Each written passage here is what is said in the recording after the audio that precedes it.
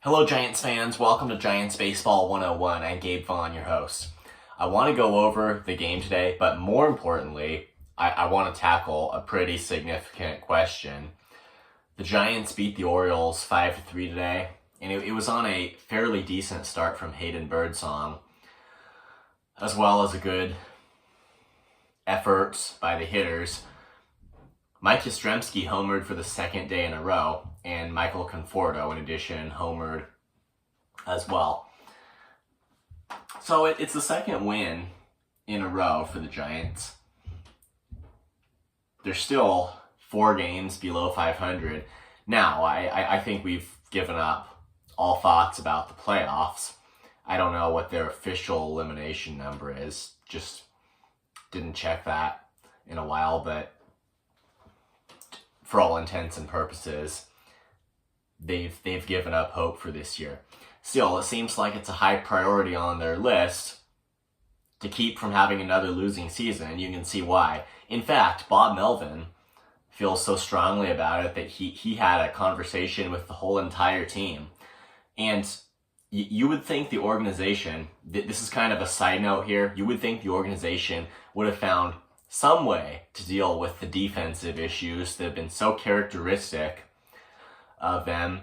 And it was partially because it was just such an old team, kind of in the very tail end of the last decade. Guess what? Now it's not such a veteran-loaded team anymore. It's the younger players. It's the new prospects who are having trouble.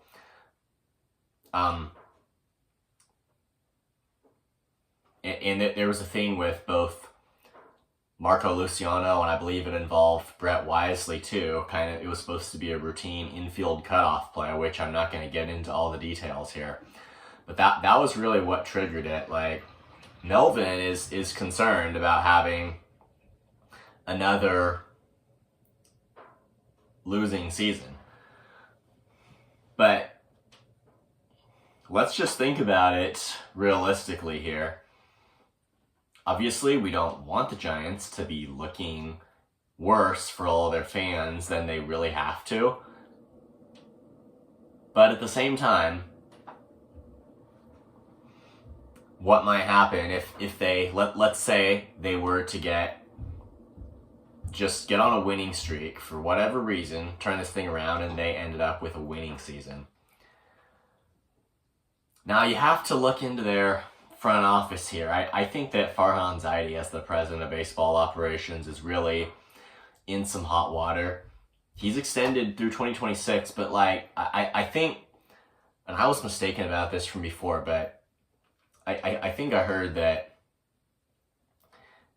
there is a team opt-out at the end of the 2025 season. I think that's the terms of his contract.